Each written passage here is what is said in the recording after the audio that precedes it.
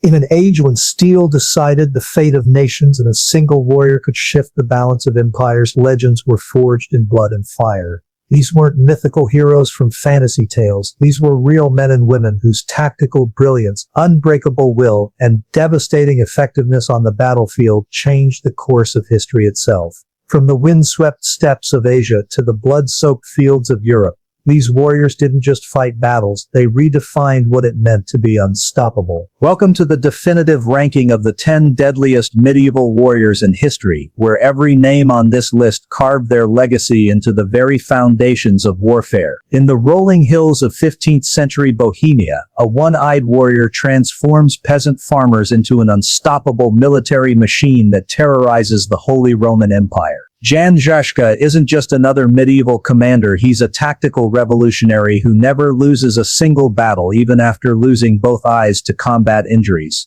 Žižka's genius lies in weaponizing the common tools of rural life. He takes ordinary farm wagons and converts them into mobile fortresses, creating the first truly effective war wagons in European history. Each wagon bristles with crossbows, early firearms called hand cannons, and agricultural weapons turned deadly. Flails become skull-crushing war hammers and scythes become cavalry-stopping polearms. At the Battle of Sutomir in 1420, Žižka demonstrates his revolutionary tactics against a massive crusader army. He arranges 400 war wagons in a circular formation called a wagon fort, with each wagon chained to the next. Crossbowmen and handgunners fire through specially designed portholes while cavalry waits inside the circle. When the heavily armored German knights charge, expecting easy victory over mere peasants, they ride straight into a killing field. The wagon walls absorb the cavalry impact while Bohemian fighters pour devastating fire into the trapped horsemen. Then at the perfect moment, Žižka releases his own cavalry through predetermined gaps in the wagon line. The result is a slaughter. Over 2,000 crusaders die while Žižka loses fewer than 50 men.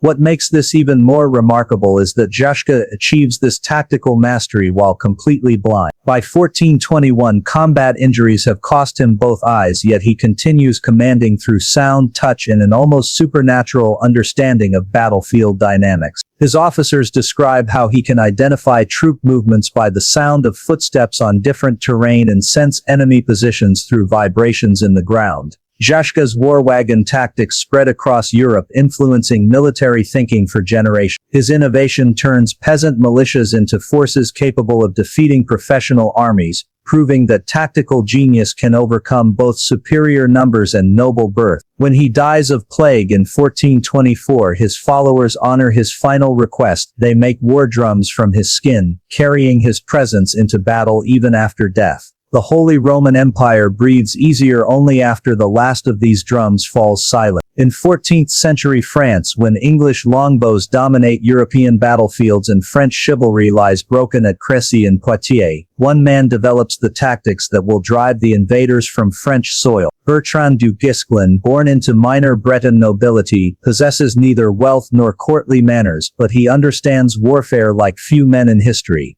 Du Guesclin's revolutionary approach centers on avoiding the pitched battles that have destroyed French army. Instead, he pioneers what historians call the War of Sieges and Surprises. Rather than meeting English armies in open field where their longbows proved devastating, he wages a campaign of harassment, ambush, and strategic fortress capture that slowly strangles English positions across France. His masterpiece unfolds during the Siege of Rennes in 1356–1357. When English forces under Henry of Grosmont lay siege to the Breton capital, Du Guesclin doesn't attempt a direct relief. Instead, he leads 200 picked men on a daring night infiltration through the English siege line. Moving through winter marshland that the English consider impassable, his force slips into the city just before dawn. Once inside, Du Guesclin doesn't simply strengthen the defense, he transforms Rennes into a base for aggressive counter-operation. He launches surprise sorties at precise moments when English guards rotate, capturing supply wagons and picking off isolated sentries. Most brilliantly, he coordinates with French forces outside the siege ring, creating a complex web of signals using church bells and smoke fire. The psychological impact proves devastating.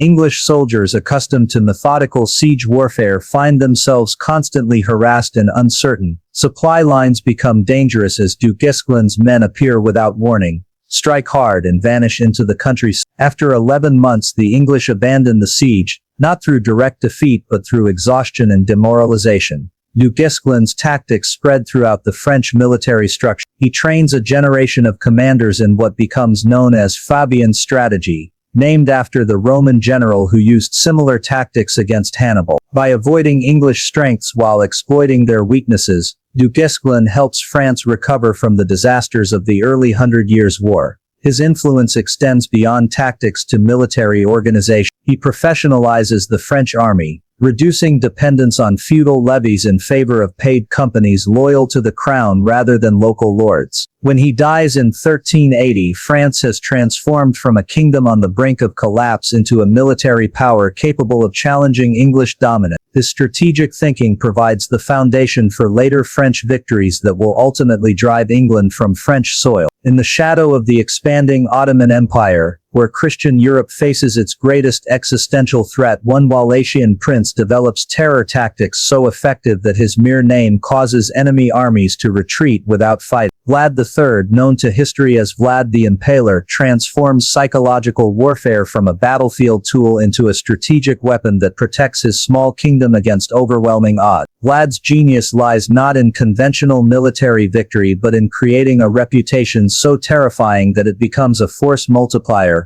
When Sultan Mahmud II, conqueror of Constantinople, sends a massive Ottoman army of 60,000 men to crush Wallachia in 14, traditional military thinking suggests immediate surrender or hopeless heroic defeat. Instead, Vlad chooses a third option that will haunt Ottoman nightmares for generations. He begins with the night attack at Targovishte, a raid so audacious it defies military logic. On June 17, 1462, Vlad personally leads 10,000 cavalry in a surprise assault directly into the heart of the Ottoman camp. The attack comes at 2 a.m. when Turkish sentries expect Christian forces to be miles away. Vlad's horsemen strike like phantoms, cutting down sleeping soldiers and spreading chaos through the massive encampment. The raid itself kills perhaps 5,000 Ottomans, significant but not decisive against such numbers. The true impact comes from Vlad's psychological preparation of the battle. As Ottoman forces advance deeper into Wallachia, they discover forests of impaled victims, not just soldiers but Ottoman administrators, tax collectors and collaborators captured in previous raids. These aren't random executions but carefully orchestrated display. Vlad arranges the impaled bodies in precise geometric patterns visible from miles away. He varies the heights of the stakes to create a grotesque skyline that greets Ottoman armies at every strategic position. Most psychologically devastating, he impales Ottoman prisoners wearing their full military regalia, creating the illusion of an entire army frozen in eternal torment. The impact on Ottoman morale proves catastrophic. Soldiers begin deserting in massive numbers. Supply convoys refuse to travel roads lined with impaled corpses. Local commanders report that their men won't sleep, constantly fearing that Vlad's forces will appear in the darkness. Sultan Mahmud, whose armies conquered the greatest city in Christendom, finds his military machine paralyzed by fear. After discovering 20,000 impaled Ottoman soldiers and administrators arranged in perfect rows outside Targovishte, Mahmud makes an unprecedented decision. He withdraws his vastly superior army from Wallachia without achieving his objective. For the first time in decades, Ottoman expansion into Europe stops cold, halted not by superior numbers or better weapons, but by one man's understanding that fear can be more powerful than steel. Vlad's tactics spread throughout Eastern Europe, with other Christian commanders adopting psychological warfare as a weapon against Ottoman expansion. His methods prove that a small, strategically minded force can neutralize vastly superior enemies through tactical innovation and psychological insight. In 11th century Iberia, where Christian kingdoms clash with Islamic taifas in an endless cycle of alliance and betrayal, one Castilian knight masters the delicate art of surviving and thriving in a world where today's ally becomes tomorrow's enemy. Rodrigo Diaz de Vivar, known as El Cid, doesn't just win battles, he wins them for whoever pays him best, creating a military reputation so formidable that rulers compete for his service. El Cid's genius lies in understanding that medieval Iberian warfare isn't about religious crusade but about practical politics and survival. Exiled from Castile by King Alfonso VI in 1081, he doesn't retreat into obscurity. Instead, he offers his services to Yusuf al-Mu'tamin, the Muslim ruler of Zaragoza, beginning a career that defies the simple Christian versus Muslim narrative of the Reconquista. His tactical brilliance emerges during the siege of Almanar in 1082, where he leads a mixed Christian-Muslim army against the Count of Barcelona, Ramon Bering. The battle showcases El Cid's innovation in combining Iberian Christian heavy cavalry with Muslim light horsemen and Andalusi tactical knowledge. He positions his heavy knights for devastating frontal charges while using Muslim cavalry for flanking maneuvers in pursuit of broken enemies. The result devastates Barcelona's forces so completely that El Cid captures Count Ramon Berenguer himself, along with his entire noble retinue. Rather than demanding gold ransom, El Cid negotiates a complex political agreement that establishes him as a major power broker in northeastern Iberia. This victory demonstrates his understanding that winning battles means nothing without winning the political aftermath. El Cid's masterpiece comes during his conquest and defense of Valencia, leading a mixed army of Castilian exiles, Aragonese adventurers and local Muslim allies. He captures one of Iberia's wealthiest cities through a methodical siege that combines Christian siegecraft with Muslim engineering knowledge. His forces build sophisticated siege towers while simultaneously constructing underground tunnels to undermine Valencia's walls. Once he controls Valencia, El Cid faces an even greater challenge, defending it against the Almoravid invasion from North Africa. When Yusuf ibn Tashfin lands with 150,000 Berber warriors intent on reclaiming Iberian Islam from both Christian conquistadors and local Muslim rulers,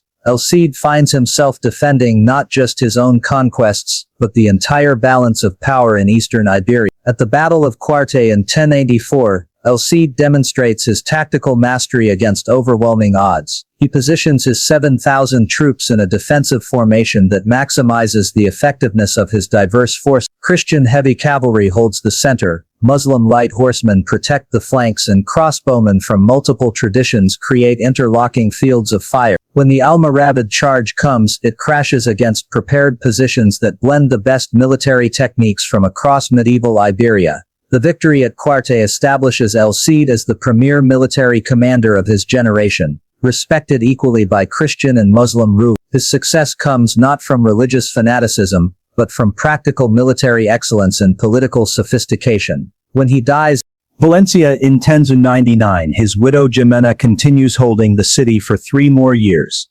testament to the military and political structure he created. When the First Crusade transforms from papal vision into brutal reality, requiring 100,000 European warriors to march 3,000 kilometers through hostile territory to reclaim Jerusalem, one man embodies the military leadership that makes the impossible campaign succeed. Godfrey of Bouillon, Duke of Lower Lorraine, doesn't just participate in the greatest military adventure of medieval Europe. He provides the tactical skill and moral authority that transforms a chaotic pilgrimage into a conquering army. Godfrey's military excellence emerges during the siege of Nicaea in 1097, the First Crusade's initial major test. While other crusader leaders squabble over strategy and spoils, Godfrey coordinates the complex logistics of besieging a heavily fortified city with a massive multinational army that includes French nobles, Norman adventurers, Byzantine regulars, and armed pilgrims, speaking dozens of languages. His innovation lies in creating unified command structures from this chaos. He establishes rotating siege duties that prevent any single contingent from bearing excessive casualties while maintaining constant pressure on Nicaea's defenders. Most importantly, he negotiates with Byzantine Emperor Alexios Komnenos to coordinate land and naval operations. Crusader forces attack from the landward side while Byzantine ships control Lake Iznik, cutting off Turkish relief efforts. The siege succeeds where it should have failed because Godfrey understands that medieval siege warfare requires more than just surrounding a city and waiting. He organizes specialized engineering teams that combine European siege techniques with captured Muslim knowledge.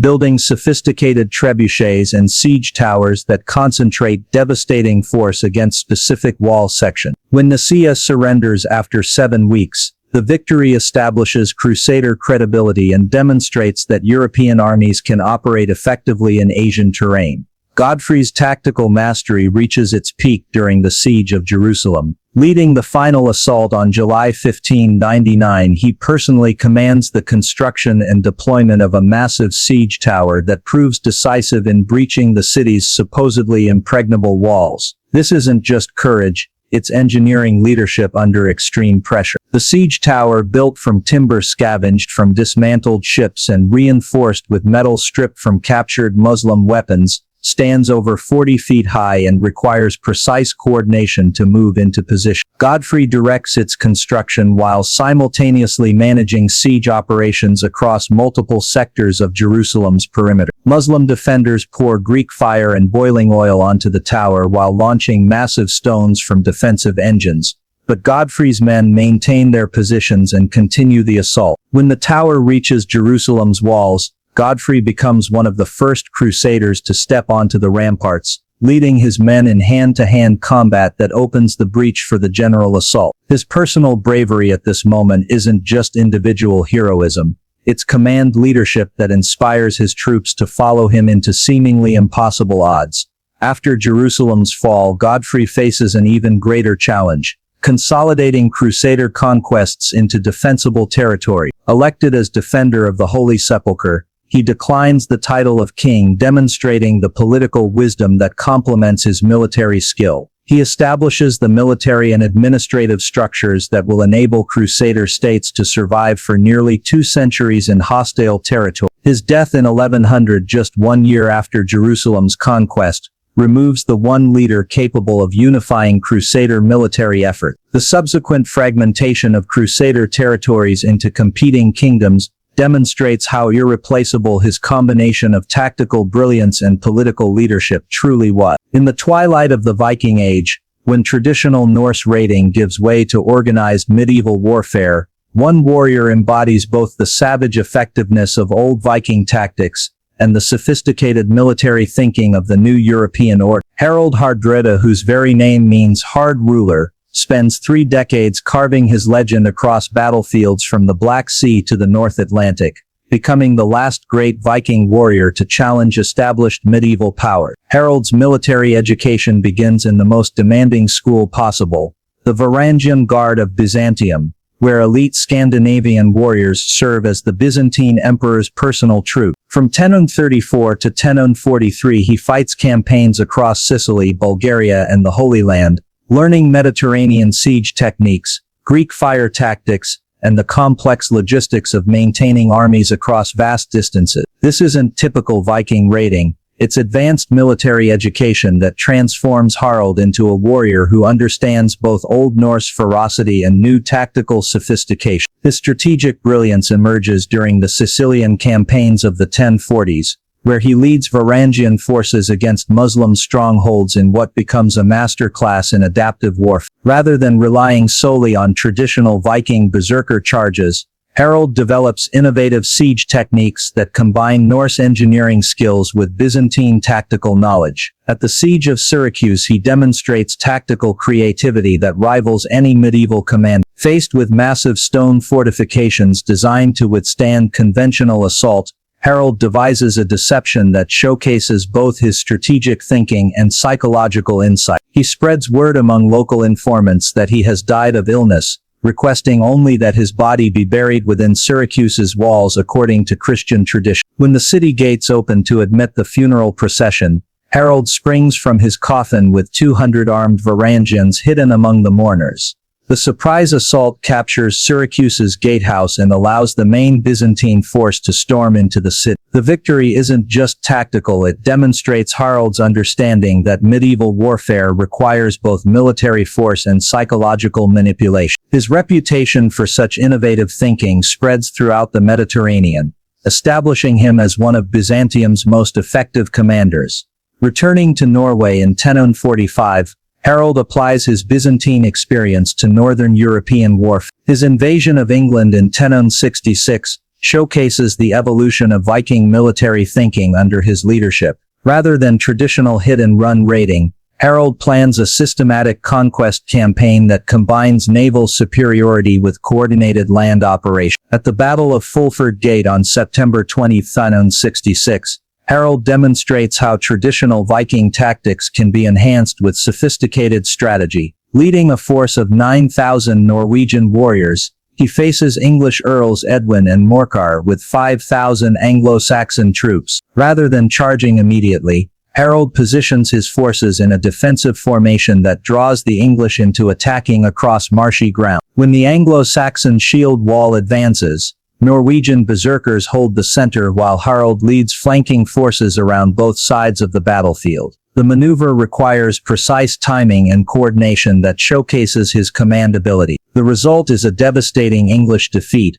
Both earls barely escape with their lives while Harold captures York without further resistance. Harold's death at Stamford Bridge 5 days later fighting King Harold Godwinson's surprise counterattack marks the end of an era. His final battle demonstrates both the strengths and limitations of his tactical approach. Fierce Viking courage enhanced by sophisticated strategy, but ultimately vulnerable to the rapid military responses that characterize late medieval warfare. The defeat at Stamford Bridge effectively ends the Viking Age, making Harald Hardrada both its greatest exemplar and its final chapter. In the crucible of the Crusades, where religious warfare threatens to consume the Middle East in endless bloodshed, one Kurdish warrior rises to embody both military excellence and political wisdom that transforms him into legend. Saladin doesn't just defeat Crusader armies, he does so with such honor and tactical brilliance that even his Christian enemies celebrate his name, creating a reputation that transcends religious boundaries. Saladin's military genius emerges from his understanding that defeating the Crusader states requires more than winning individual battles. He must unite the fractured Muslim world under single command while simultaneously destroying Crusader military power and political legitimacy. This strategic vision drives every tactical decision,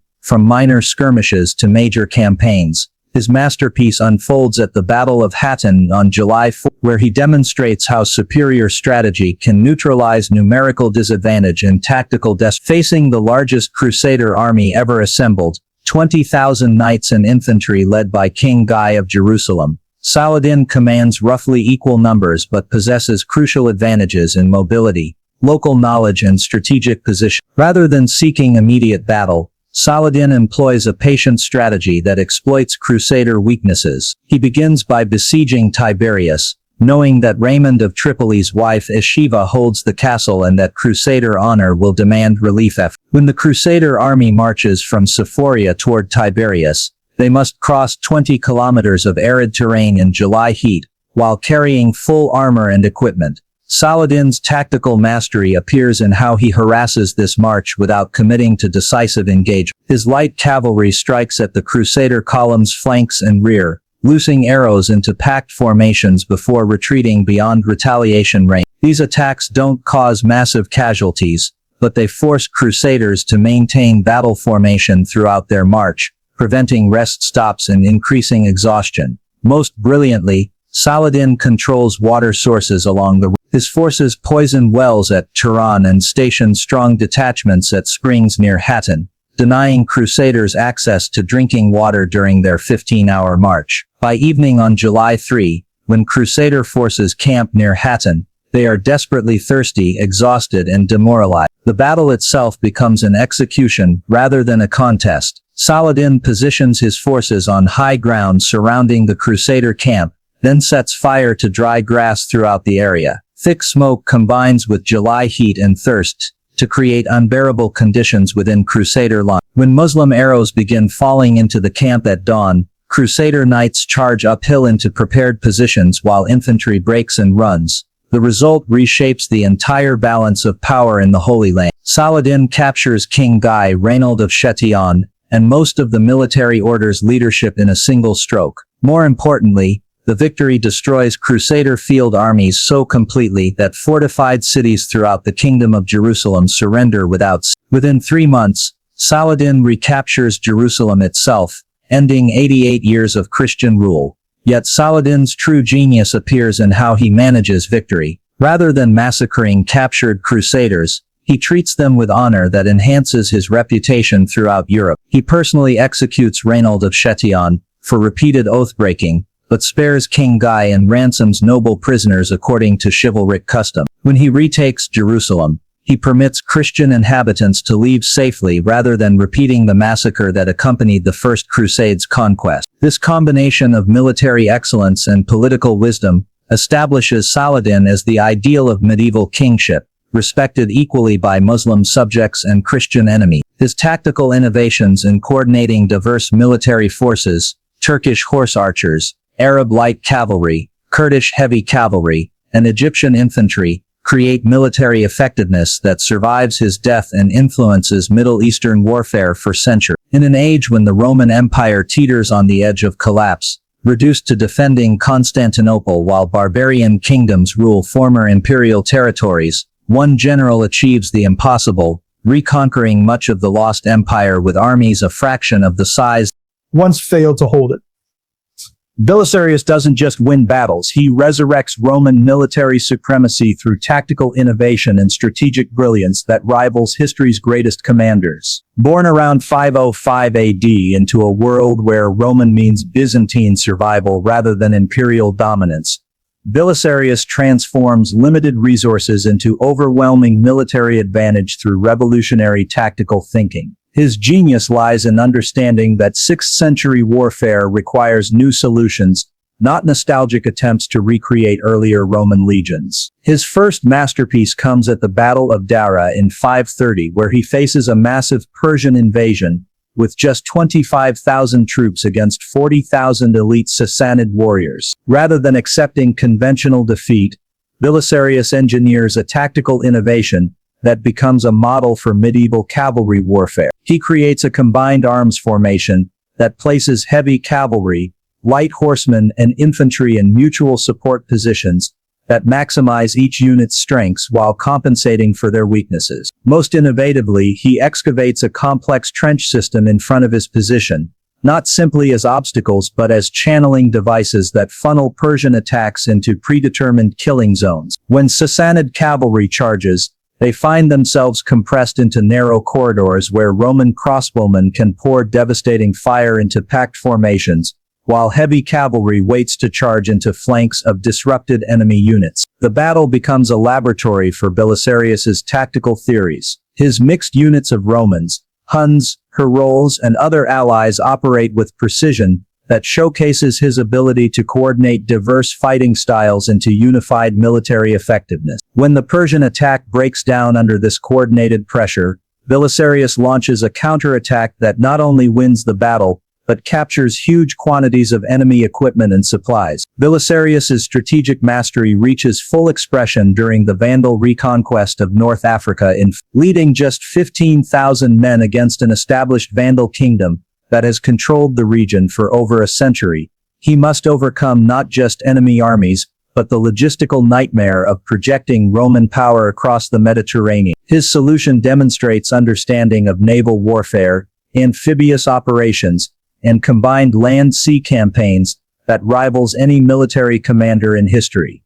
The campaign begins with meticulous intelligence gathering. Belisarius coordinates with local Roman populations who have maintained communication networks despite Vandal rule, creating an information advantage that allows him to strike where enemies are weakest. His fleet lands near modern Tunis while Vandal King Delamer's main army operates in Sardinia, eliminating the primary threat during the crucial establishment phase. At the Battle of Ad Decimum, Belisarius demonstrates his tactical flexibility by adapting to battlefield conditions that threaten to destroy his entire army. When his advance guard encounters Vandal forces earlier than expected, creating a confused melee that could easily turn into disaster, Belisarius personally leads a cavalry charge that stabilizes his lines and turns potential defeat into decisive victory. The speed of his African conquest, less than 6 months to destroy a kingdom that had resisted Roman reconquest for over a century, establishes Belisarius as the premier general of his age. His success comes not just from tactical brilliance, but from his ability to coordinate military operations with political strategy,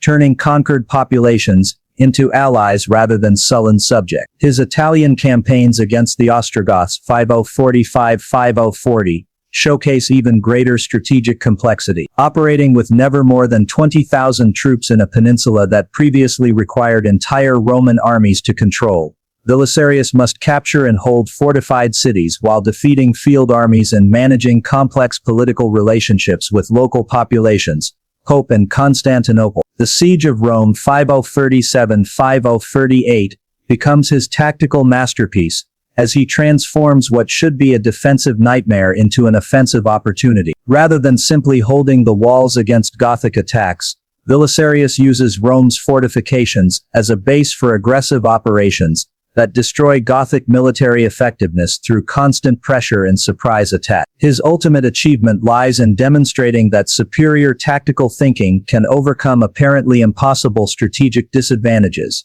inspiring military thinking that influences warfare throughout the medieval period. In the crucible of Arabia's transformation from tribal raids to imperial conquest, one warrior achieves a military record so perfect that defeat becomes literally unthinkable. 100 battles fought against enemies ranging from experienced Byzantine legions to hardened Persian heavy cavalry. Khalid ibn al-Walid doesn't just win battles, he revolutionizes the art of war through tactical innovations that make Arabian forces the most feared military machine of the early medieval world. Khalid's genius emerges from his ability to synthesize the mobility and endurance of traditional Bedouin warfare with the organized tactical thinking required for major battles against established imperial army. His masterpiece comes at the Battle of Oles in 63-4, where he demonstrates tactical creativity that rivals history's greatest military minds, while showcasing the devastating effectiveness of properly coordinated cavalry operation. Facing a massive Sassanid army commanded by Hormuz, one of Persia's most experienced generals, Khalid confronts a tactical problem that has destroyed many commanders: how to defeat heavily armored cataphracts and disciplined infantry, using primarily light cavalry. His solution involves a tactical innovation that historians call the pincer movement perfected. Rather than accepting a frontal engagement where Persian heavy cavalry advantages would prove decisive, Khalid divides his 18,000 Arab warriors into multiple coordinated units that can operate independently, while supporting overall strategic objective. He positions his main force in apparent retreat, drawing Persian cavalry into pursuing what appears to be a defeated enemy. As Sassanid cataphracts charge after the fleeing Arabs, they ride into a carefully prepared tactical trap. Khalid has concealed significant cavalry forces on both flanks of the battlefield, using the desert terrain's natural features to hide their position. When Persian forces commit to pursuit, these hidden units emerge simultaneously, attacking the flanks and rear of an enemy formation that suddenly finds itself surrounded and unable to maneuver. The psychological impact proves as devastating as the tactical success. Persian soldiers discover that their supposedly superior armor and weapons cannot protect them against enemies who appear from every direction simultaneously. The battle becomes a massacre so complete that the Sassanid army effectively ceases to exist. 15,000 Persian casualties against minimal Arab losses. Khalid's strategic thinking reaches its peak during the conquest of Damascus in 63-4-635, where he demonstrates understanding of siege warfare, logistics, and political psychology that transforms him from tactical genius into complete military commander. Rather than attempting a conventional siege of one of the Middle East's most heavily fortified cities, Khalid develops a campaign that combines military pressure with political intelligence. His approach begins with isolating Damascus from potential relief forces, through a series of rapid cavalry raids that destroy Byzantine supply lines and communication networks. These aren't random attacks but carefully coordinated operations that force Byzantine commanders to choose between defending their supply bases and reinforcing Damascus itself. Most brilliantly, Khalid coordinates with local Arab populations who have maintained tribal connections despite Byzantine rule. These allies provide intelligence about Damascus's defenses, water supplies, and internal political divisions, while simultaneously spreading information about Khalid's reputation for treating surrendered enemies with honor, rather than massacre. When Damascus finally falls after a 6-month siege, the victory demonstrates Khalid's understanding that medieval warfare requires political sophistication as much as tactical brilliance. His treatment of the conquered city, protecting Christian inhabitants, preserving commerce, and integrating local administrators into Arab governance, creates a model for Islamic expansion that enables rapid conquest across vast territory. Khalid's tactical innovations spread throughout the early Islamic armies, creating military effectiveness that carries Arab forces from Spain to India within a century of Muhammad's death. His perfect battle record isn't just personal achievement but proof that superior tactical thinking can overcome any strategic disadvantage. When Caliph Umar removes him from command,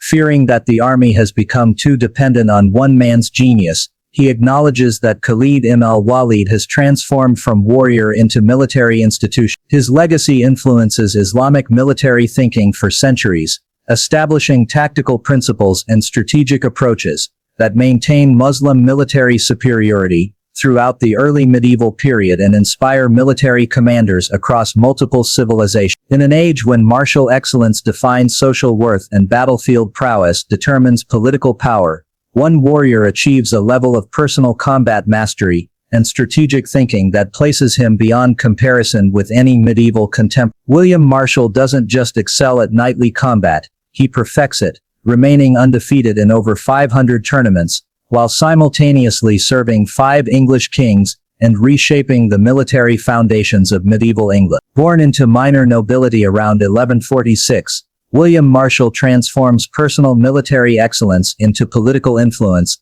that spans 7 decades and establishes the template for ideal knighthood. His genius lies not just in individual combat skill, but in understanding how personal martial reputation can be converted into strategic military advantage and lasting political authority. His early career showcases combat ability that borders on the supernatural. In tournaments that serve as training grounds for actual warfare, full contact melees involving hundreds of knights fighting with real weapons until surrender or incapacitation, William Marshall develops a fighting style that combines perfect technical skill with tactical intelligence that anticipates opponents' moves before they make them. At the tournament of Lagny Sarmarn in 1167, Marshall demonstrates the combination of individual excellence and tactical thinking that defines his entire career. Facing over 200 knights in a general melee that covers several kilometers of countryside, he doesn't simply fight individual duels but coordinates with his tournament team to create tactical advantages that guarantee victory while minimizing risk. His innovation lies in treating tournaments as miniature battles requiring strategic thinking rather than just personal courage. He studies terrain to identify defensive positions, analyzes opponents' fighting styles to exploit weaknesses, and coordinates with allies to create numerical advantages at crucial moments. The result is a tournament record that remains unmatched in medieval history. Not a single defeat in over 5 decades of competition. Marshall's military genius reaches full expression during the Battle of Lincoln in 1217, where at age 70, he demonstrates that tactical brilliance can overcome the physical limitations of advanced age. With King John dead and 9-year-old Henry III on the throne, England faces invasion by French forces, supporting Prince Louis' claim to the English crown. Marshall, serving as regent, must defend the kingdom with limited resources against experienced continental military force. Rather than accepting a defensive campaign that would gradually surrender English territory to superior enemy numbers, Marshall develops an aggressive strategy that concentrates available forces for decisive battle. He personally leads a cavalry charge that becomes the tactical turning point of the entire campaign, demonstrating physical courage that inspires his troops while showcasing strategic thinking that outmaneuvers enemy commanders. The battle begins with Marshall coordinating a complex urban assault on Lincoln,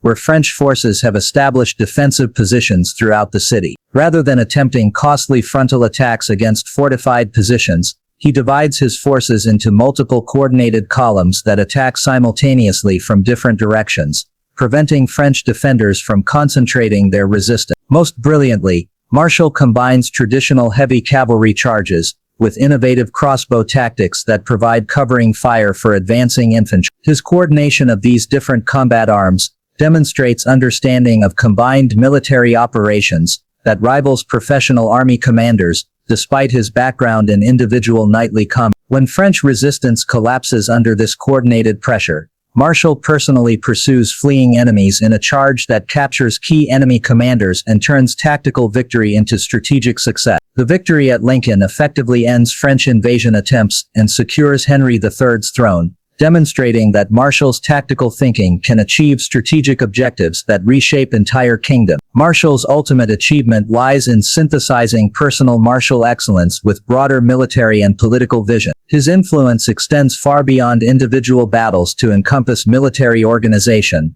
legal development, and political stability that provides the foundation for England's emergence as a major European power. When he takes Templar vows on his deathbed in 1219, Marshall's last act demonstrates the integration of martial skill, religious devotion, and political wisdom that defines ideal medieval knighthood. His tomb effigy in Temple Church shows him in full knightly regalia, sword at his side and shield across his chest, visual representation of a warrior whose personal excellence became institutional legacy that influences English military thinking for centuries. William Marshall's career proves that individual martial excellence, when combined with tactical intelligence and political wisdom, can reshape the military foundations of entire kingdoms, while establishing standards of knightly conduct that inspire warriors across medieval Europe. These 10 warriors didn't just fight battles, they redefined what was possible on medieval battlefields through tactical innovation, strategic brilliance, and personal courage that transcended the limitations of their time. From Khalid's perfect cavalry tactics to William Marshall's synthesis of martial excellence with political wisdom, each proved that individual genius can reshape the course of history when applied with precision and vision. Their legacy lives on not just in chronicles and legends, but in the tactical principles and strategic approaches that influenced military thinking for centuries after their death. In an age when personal excellence determined political power and tactical innovation meant the difference between survival and extinction, these warriors achieved immortality through their mastery of the art of war itself.